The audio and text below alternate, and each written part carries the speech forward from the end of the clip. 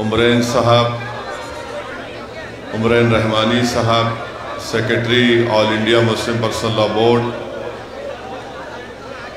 इस जलसे के कन्वीनर रफ़ीउद्दीन अशरफी साहब, शहनशीन रजस्ट्री फरमा मौलाना महफूज़ुर रहमान साहब, आज के इस जलसे के एहतजाजी जलसे के तमाम अराकीन, इस्तक़बाला कमेटी के अराकीन, मोअज़्ज़िज़ हाज़रीन इकराम,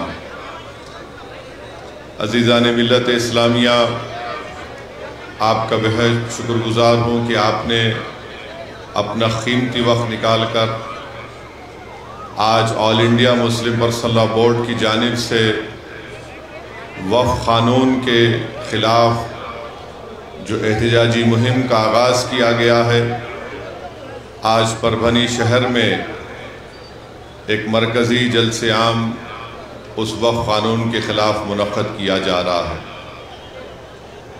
अज़ीज़ान मिल्लत इस्लामिया, आप जानते हैं कि पूरे वतन अज़ीज़ में लोग बड़े गमगीन भी हैं कि जो कश्मीर पहलगाम में जो पाकिस्तान से आए हुए दहशतगर्दों ने वहाँ पर जो मासूम हिंदुस्तानियों का क़त्ल किया, जिसकी वजह से हम देखते हैं कि 27 हमारे मुल्क के शहरी उन दहशतगर्दों ने उनको क़त्ल किया। तो मैं हज़रत मौलाना उमरैन रहमानी साहब से इजाज़त लिया हूँ कि मेरी आपसे गुजारिश है कि हम तमाम लोग उस दहशतगर्दाना हमले के ख़िलाफ़ और जो लोग वहाँ पर मारे गए उनसे इज़हार ताज़ियत के लिए अगर हम 1 मिनट के लिए खड़े हो जाएं तो बहुत अच्छा होगा।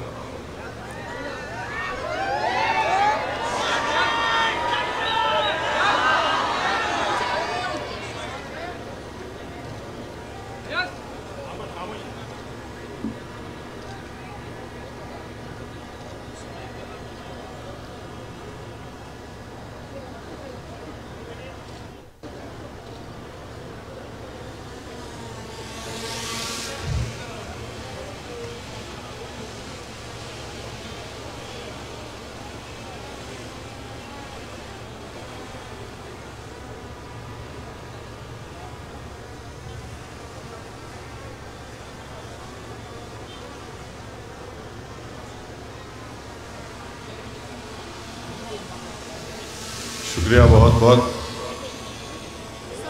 अज़ीज़ान मिल्लत।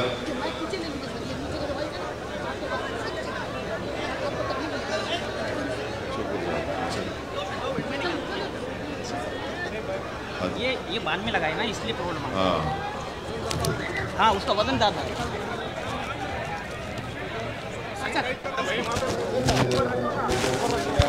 हमारा को ऊपर स्टेज पर तो दोनों पिस्टल करते हैं।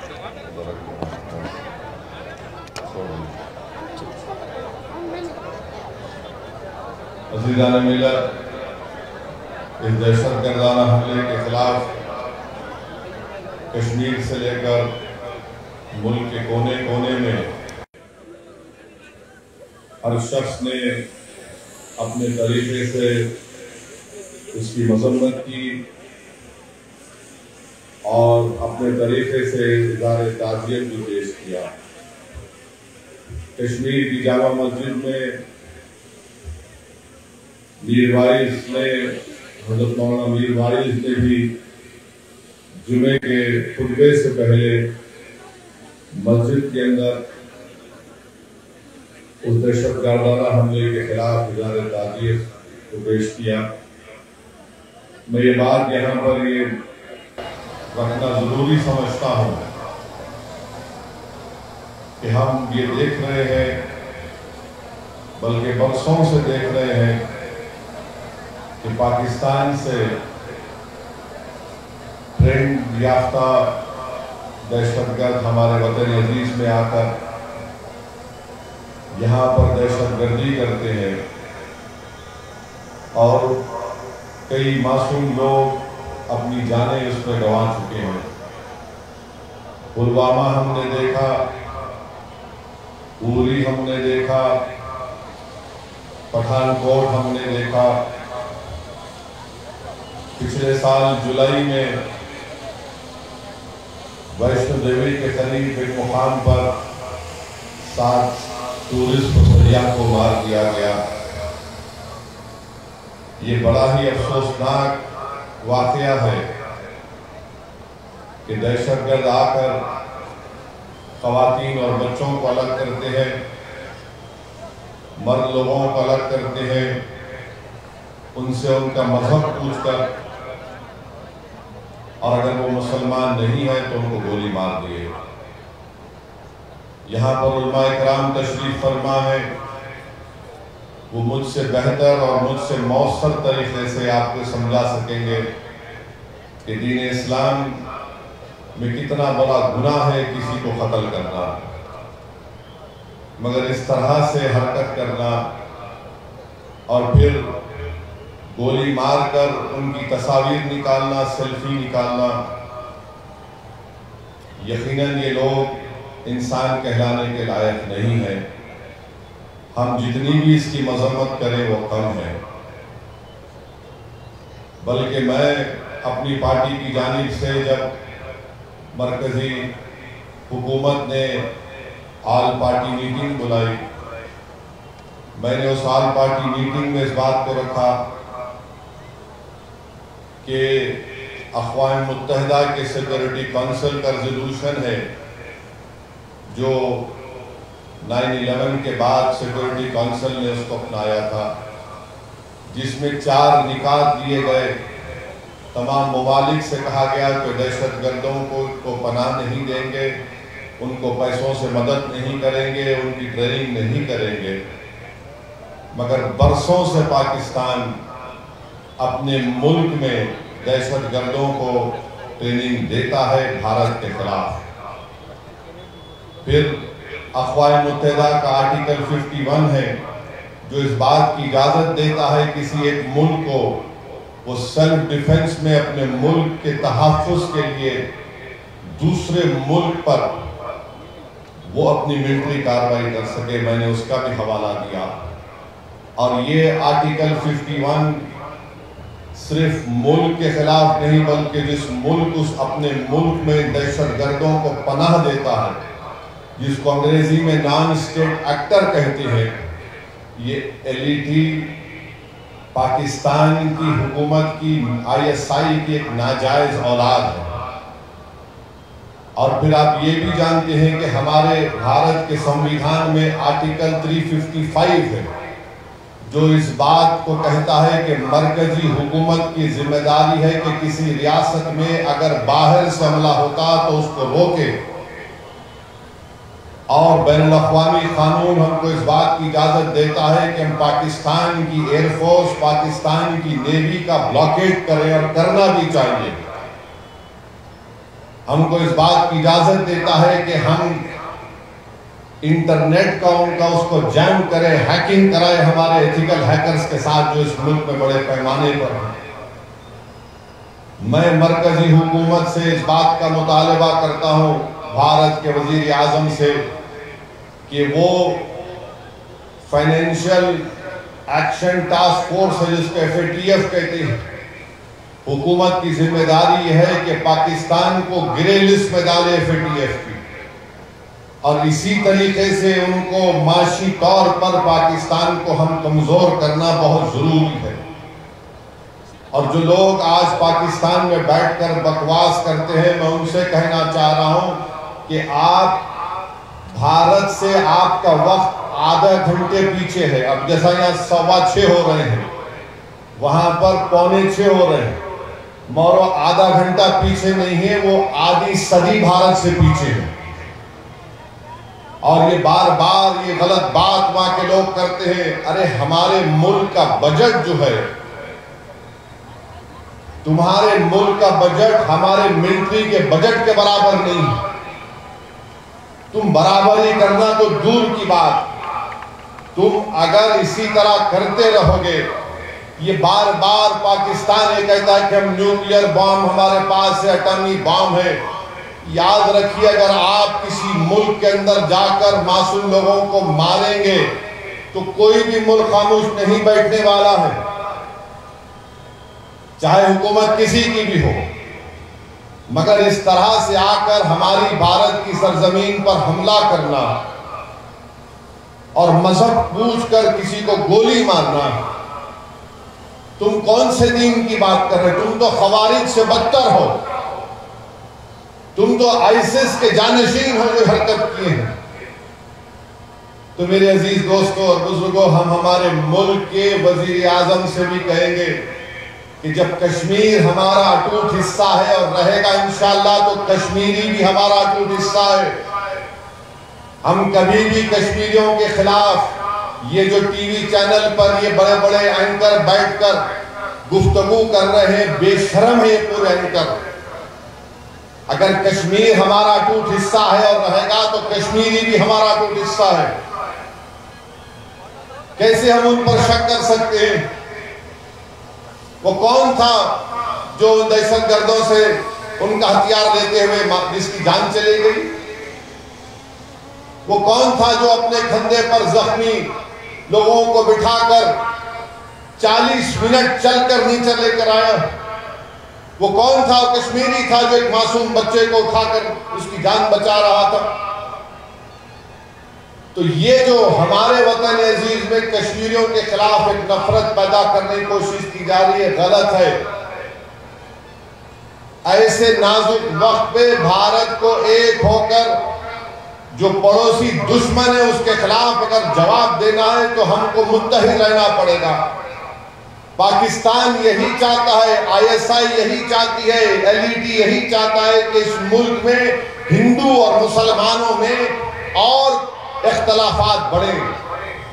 तो जो टीवी चैनल पर बैठकर अपने TRP रेटिंग के लिए गंदगी बक रहे हैं, मैं तुमसे कह रहा हूं, कम से कम थोड़े दिन तो ठहर जाओ, थोड़े दिन तो ठहर जाओ। तुम तो साल के 12 महीने रोज तुम बकवास बकते हो, मगर ये वक्त नहीं है। इस वक्त पर मुल्क को मुत्तहिद रहना है। और हम मरकजी हुकूमत से भी कहते हैं कि आपको जो कार्रवाई मुनासिब समझते हैं कार्रवाई करिए।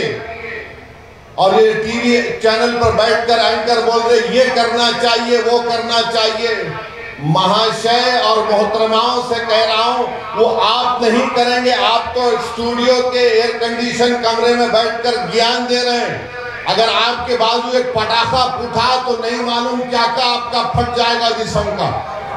तो आप ज्ञान मत दीजिए। जो कार्रवाई मुनासिब समझती हमारी हुकूमत, हम उसकी तारीफ करते हैं। और हुकूमत को भी ये सोचना चाहिए कि कश्मीरियों के खिलाफ जो नफरत पैदा की जा रही है मुल्क के मुफाद में नहीं है। कश्मीरियों को, हमको उनके दिल को और उनसे करीब होना। हम मुल्क के हुक्मरानों से कह रहे हैं कि तुम्हारी डिटरेंस पॉलिसी पर तुम गौर कर लो। आपने सर्जिकल स्ट्राइक किया, हमने तायीद की। आपने बालाकोट किया, हमने तायीद की। आपने नोटबंदी की, कहा कि दहशतगर्दी खत्म हो जाएगी, मगर पड़ोसी मुल्क से लोग आ रहे हैं। तुम्हारी डिटरेंस पॉलिसी को देख लो। और अगर आपको मौसर कार्रवाई आप जो मुनासिब समझते करिए। पूरी अपोजिशन पार्टीज ने कहा कि करो, मगर ऐसी कार्रवाई करो कि दोबारा किसी भारतीय की जान ना जाए। कोई दहशतगर्द आकर यहां पर हमला ना करे। आप एक मौसर कार्रवाई करो। और बार बार मुझे तो मीडिया वाले बोल रहे कि पाकिस्तान के वो ऐसा बोले, वो ऐसा बोले। मेरे भाई, मुल्क बहुत बड़ा है। मैंने आपसे कहा कि पाकिस्तान हमसे आधी सदी पीछे है। तुम कुछ नहीं बना सकते वहां पर, ना तुम दवा बना सकते, ना तुम वहां पर टायर बना सकते। और तुम बड़ी बड़ी बातें करते हो और तुम्हारा ही वजीर दिफा कह दिया कि मगरबी ताकतों के गंदे खेल का हम हिस्सा बने। तुम उनके गंदे खेल का हिस्सा बने हो, मगर अगर तुम भारत से गंदा खेलोगे तो उसी गंदगी में तुम जिंदगी भर रहोगे। याद रखो हमारी इस बात को, भारत में जो मुसलमान हैं, हिंदू हैं, ईसाई हैं, दलित हैं, आदिवासी हैं, हम अपने सियासी इख्तलाफात है और रहेंगे, मगर ये मुल्क ना बीजेपी का है ना असदुद्दीन ओवैसी का। ये मुल्क 133 करोड़ जनता का है, और अगर कोई इस मुल्क के खिलाफ इस तरह के दहशतगर्दी करेगा तो मुल्क एक शीशा पिलाई हुई दीवार की तरह पहले भी खड़ा था और आज भी खड़ा है। तुम हमारे इत्तेहाद को तोड़ नहीं सकते। हमारे बुजुर्गों ने 47 में जिना के पैगाम को अपनी जूती पर रखकर उसको ठुकरा दिया था। तुम्हारा टू नेशन की थियरी नाकाम साबित हुई। तुम्हारे पास गड़बड़ है, बलूचिस्तान में गड़बड़ है, तुम्हारे पास टीटीपी का मसला है, तुम उसकी तरफ देख लो, वरना याद रखो बहुत से कार्रवाई हो सकती है और होगी इंशाअल्लाह ताला। तो मेरे अजीज दोस्तों और बुजुर्गों, ये बात को बयान करना बहुत जरूरी था। अब मुल्क के अंदर के हालात पे बयान कर रहा हूं। अंदर के हालात ये है कि हम अपने वजीर आजम से कहना चाह रहे हैं कि आप तारीख में अपना कैसे नाम लिखाना चाहते हैं, एक सियासतदान के तौर पर या स्टेट्समैन के तौर पर। अगर मोदी स्टेट्समैन के तौर पर इस दुनिया में, इस मुल्क की सियासत में नाम अपना लिखवाना चाहते हैं, तो नरेंद्र मोदी को अगर मौर्य को उनको सिर्फ सियासतदान के तौर पर ना लिख दे बल्कि स्टेट्समैन के तौर पर लिखे, तो हम नरेंद्र मोदी से कहना चाह रहे हैं कि आपको वक्फ का कानून वापस लेना पड़ेगा। अगर आप नहीं लेंगे तो आप स्टेट्समैन नहीं, सिर्फ एक पॉलिटिशियन कहलाएंगे आप। इसलिए कि ये ऐसा कानून है, नारा लगाएंगे और आखिर में लगाएंगे। पाकिस्तान को भी पहुंचना हमारी आवाज और दिल्ली नरेंद्र मोदी के भी कान तक पहुंचना इंशाअल्लाह। ये ऐसा कानून है जो मुसलमानों की मजहबी शनाख्त पर, हमारे ईमान पर हमला करता है। जो ऐसा कानून बनाया गया जो हमसे अपनी मसाजिद को, दरगाहों को, खानकाहों को, कब्रस्तानों को, ईदगाह की जमीन को छीनने के लिए इस तरह का कानून बनाया गया। हम इस तरह के कानून को मुस्तरद कर चुके हैं। मैंने आप तमाम की तरफ से भारत की पार्लियामेंट में बीजेपी के 300 एमपियों के सामने कहा कि ये काला कानून है, मैं इस काले कानून को फाड़ता हूं, हम इसको मुस्तरद करते हैं।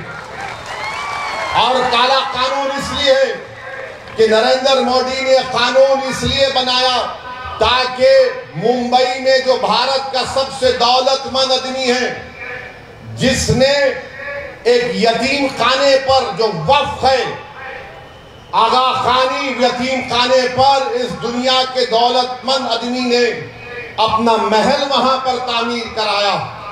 उनका मुकदमा सुप्रीम कोर्ट में चल रहा है। तो नरेंद्र मोदी ने अपने यार को फायदा पहुंचाने के लिए इस कानून में सेक्शन 2C को ला लिया और कहा कि कानून बनने से पहले जो ट्रस्ट होगा और इस कानून के बाद जो ट्रस्ट होगा वो वक्फ नहीं होगा, क्योंकि उस दौलतमंद आदमी ने आगा खानी वक्फ ट्रस्ट से जमीन को 22 करोड़ में खरीदा।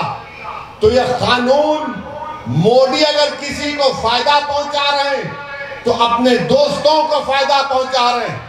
मैं महाराष्ट्र के मुख्यमंत्री जो ज्यादा ही मोहब्बत करते हैं असदुद्दीन ओवैसी से, मैं उनसे पूछना चाह रहा हूं, क्या तुम उस दौलतमंद आदमी की बिल्डिंग को हासिल करोगे जो हमारी सफों में मीर जाफर, मीर सादिक और अबू जहल और अबू लहब के जानशीन हैं? मैं तुमसे पूछ रहा हूं, क्या तुम जाकर उस बिल्डिंग को हासिल करोगे जो यतीम खाने पर बनाई गई है?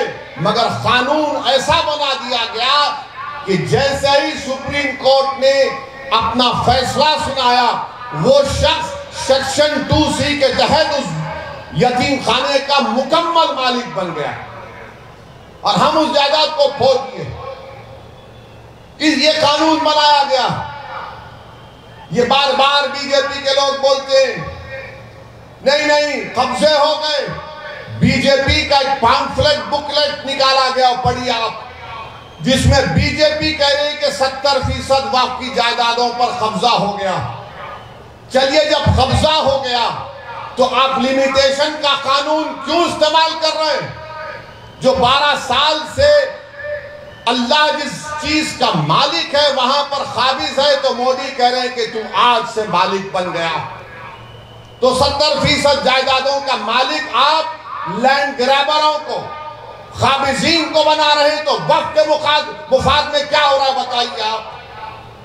आपने क्यों कह दिया कि वही वक्फ कर सकता है जो 5 साल के लिए मुसलमान रहेगा? किसकी मां जनी जो मुझसे आके पूछेगा तो मुसलमान है या नहीं है?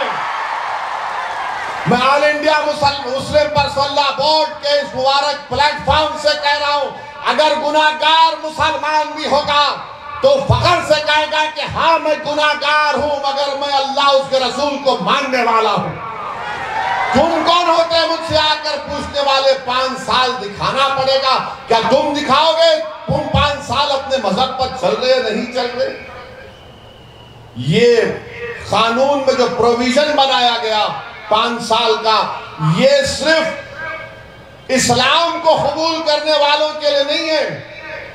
अगर आप में से कल कोई जायदाद वक्फ को देना चाहता है तो कलेक्टर साहब बोलेंगे तुम 5 साल से इस्लाम पे चल रहे नहीं चल रहे। अब ये और बात है कि कलेक्टर साहब को दीन इस्लाम के अहकामात के बारे में कुछ नहीं मालूम होगा। क्या कलेक्टर साहब ये तय करेंगे कि दाढ़ी मोदी के बराबर होनी चाहिए या ओवैसी के बराबर होनी चाहिए कि प्रैक्टिसिंग मुसलमान है? अच्छा, अगर कोई हमारी बेटी या हमारी बहन या हमारी कोई खातून देना चाह रही तो कौन डिसाइड करेगा? कौन जाकर देखेगा क्या वो पर्दा नशीन है या वो हिजाब पहनती है नहीं पहनती है? तुम कौन हो भाई? अच्छा, अगर किसी को पकड़कर पीट दिए, ये राक्षस हैं जो पकड़कर पीटते हैं और उससे कहेंगे कि तू JSR का नारा लगा दे, अगर वो लगा दिया तो वो प्रैक्टिसिंग है या नहीं? ये कानून क्यों बनाया गया? इसलिए कि हुकूमत तय करेगी कि आप इस्लाम पर है या नहीं।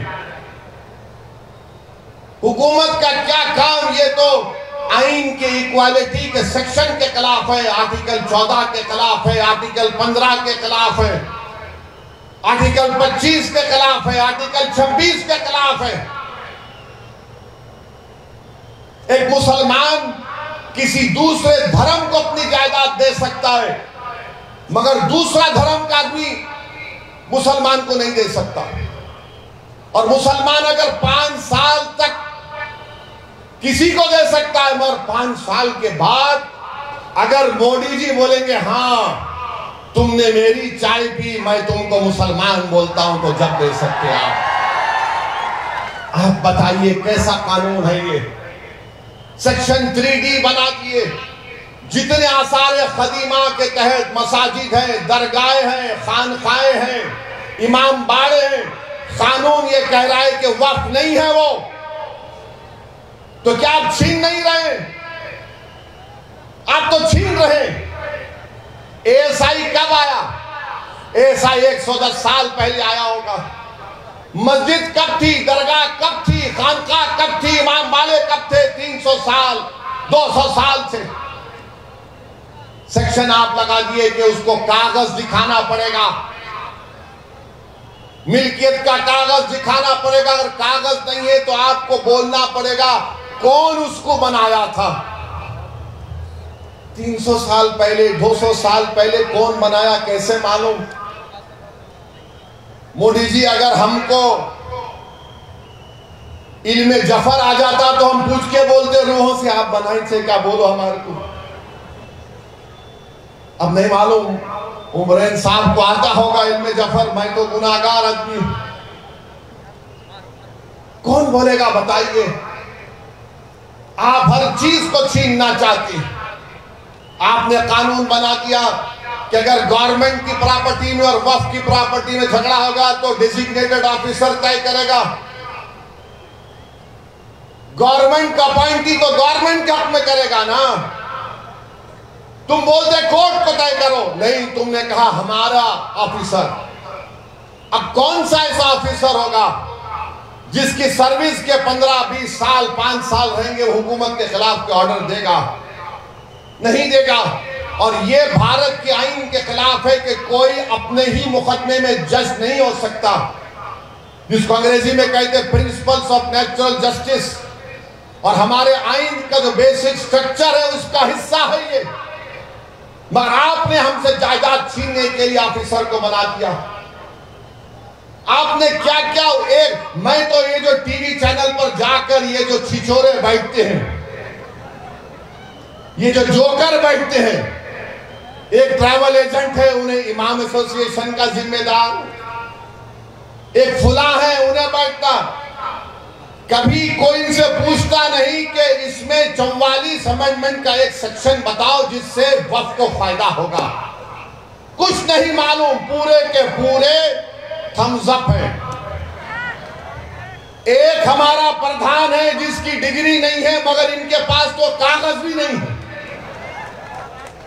कुछ नहीं है इनके पास, वो भी नहीं है, वो भी नहीं है।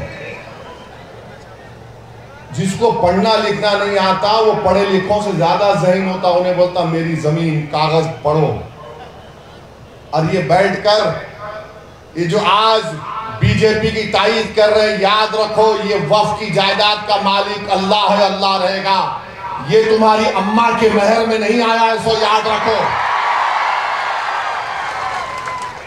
कभी कभी ऐसा लगता है कि माफ करना मौलाना कह रहा है, इनके लुत्फे में फर्क दिखता मुझे। कहां क्या क्या बके जाते हैं।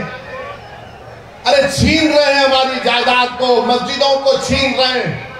अगर वो सेक्शन 3C सेक्शन 3D रहेगा तो फिर ज्ञानवापी की मस्जिद वक्फ नहीं रहेगी। हम मुकदमा लड़ रहे हैं ज्ञानवापी का, मथुरा का मुकदमा लड़ रहे हैं, वो नहीं रहेगा, 3D वक्फ ही नहीं रहेगा। इस तरह का कानून बना है मोदी और बीजेपी ने। और सब लोग बोल रहे हैं ऐसा हो जाएगा, फुला हो जाएगा, ये हो जाएगा, वो काम हो जाएगा।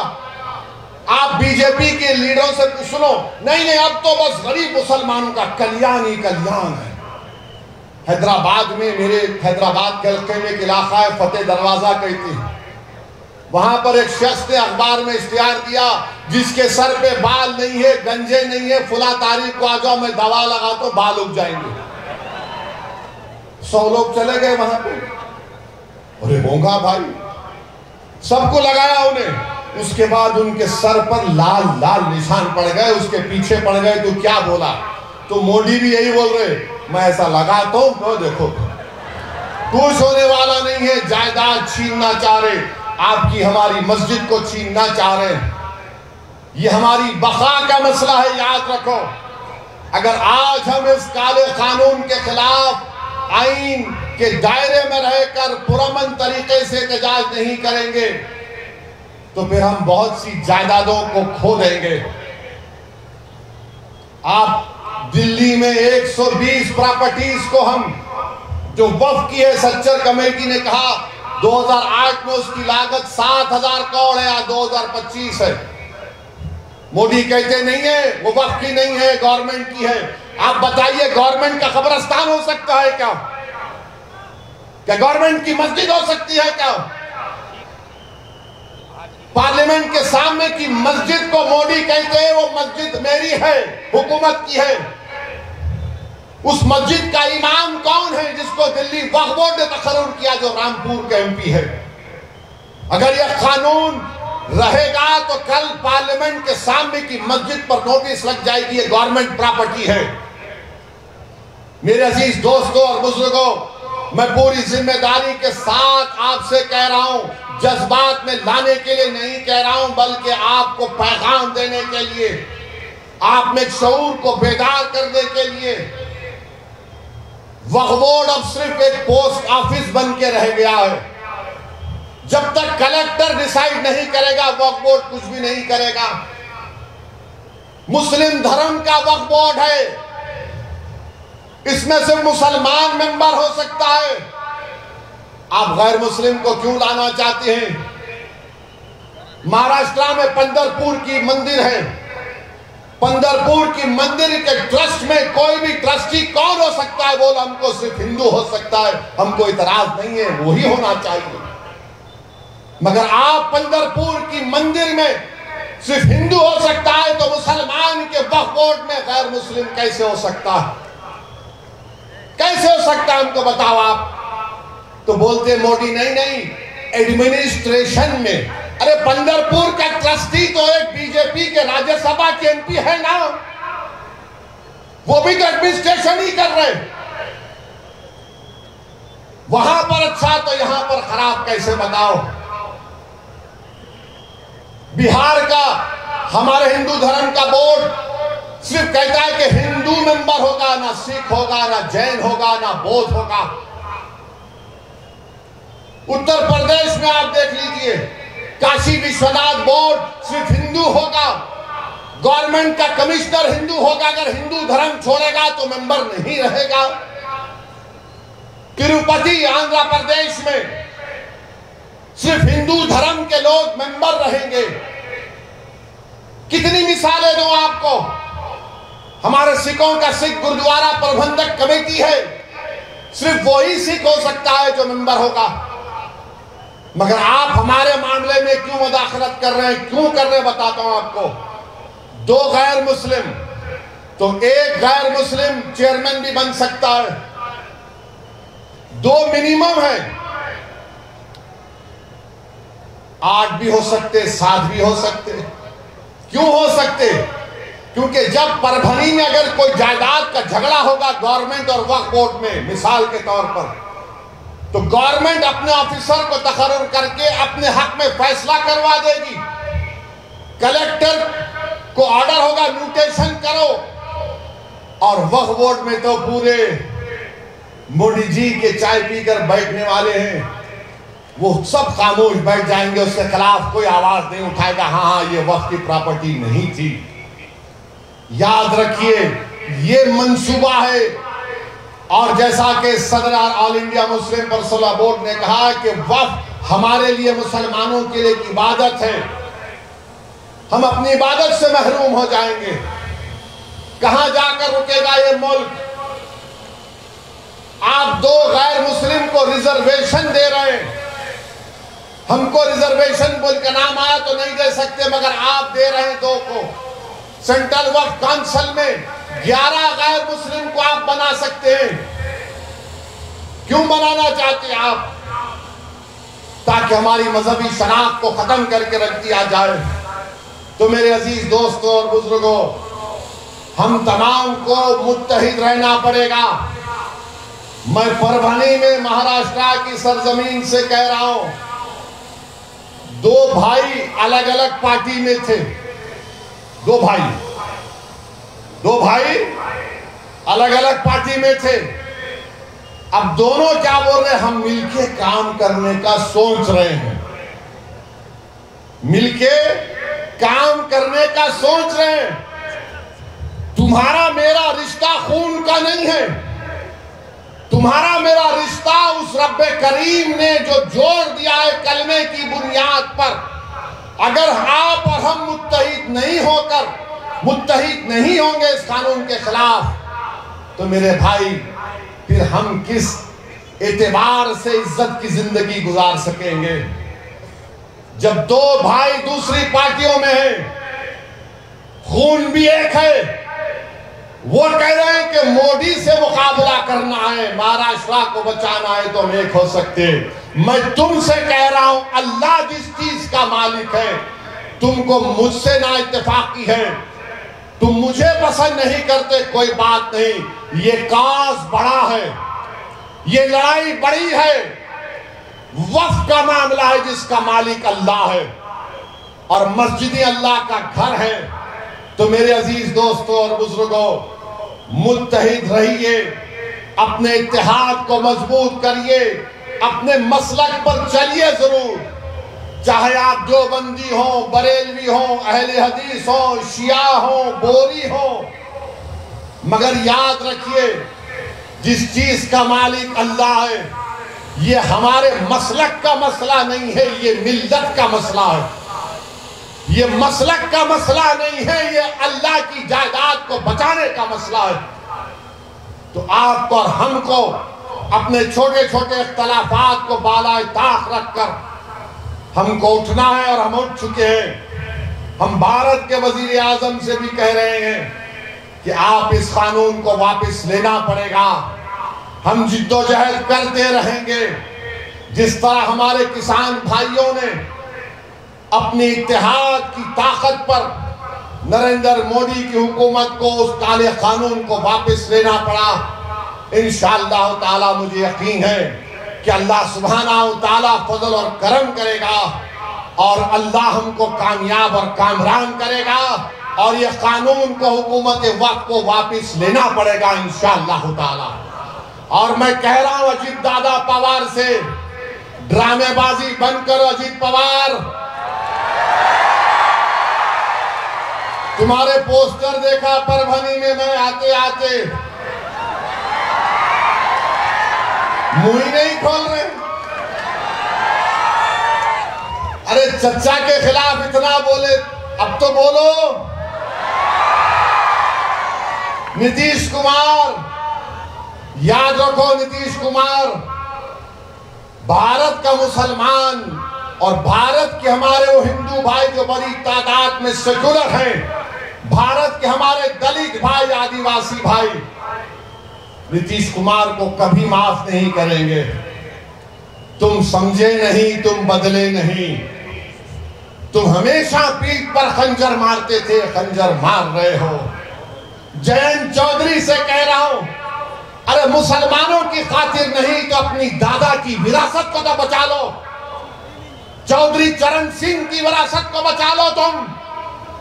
क्या तुम्हारे दादा जिंदा रहते तो क्या यह कानून की तारीफ करते? और वो चंद्राबाबू नायडू, याद रखो चंद्राबाबू नायडू, तुमने इस कानून की तारीफ करके अपने बेटे के सियासी कैरियर को नेज़े पे लगा दिया। तुमने तारीफ, अगर तुम तारीफ नहीं करते, अगर अजीत पवार, नीतीश कुमार, चंद्राबाबू नायडू, जयंत चौधरी और चिराग पासवान, रामविलास पासवान के बेटे क्या कर रहे हैं लोग, याद रखो नुकसान आपका होगा। इस मुल्क में इख्तिदार किसी के पास हमेशा नहीं रहेगा। इख्तिदार अल्लाह की तरफ से दिया जाता है, लिया भी जाता है।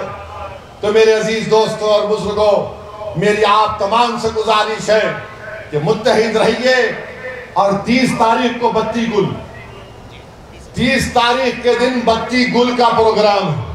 लाइट बंद करेंगे ना मेरे भाई, लाइट बंद करेंगे ना। 10 मिनट के लिए लाइट बंद करना है, और ये सोच के बंद करना कि मैं 10 मिनट के लिए बंद कर रहा हूं। जो इसकी तारीफ करे हमेशा के लिए उनकी लाइट बंद, और होगी इंशाअल्लाह ताला। कि आप तमाम मुस्लिम पर्सनल बोर्ड के एहतजाजी प्रोग्राम की तारीफ करते हैं, तो नारा लगाइए मेरे साथ। पहला नारा पाकिस्तान के लिए, नारे तकबीर, नारे तकबीर। अब दूसरा नारा हमारे वजीर आजम के कानों तक पहुंच जाए, ताकि वो स्टेट्समैन बने, पॉलिटिशियन ना बने। नारे तकबीर, नहीं दम नहीं है। नारे तकबीर, नारे तकबीर। भारत, भारत। अस्सलाम वालेकुम।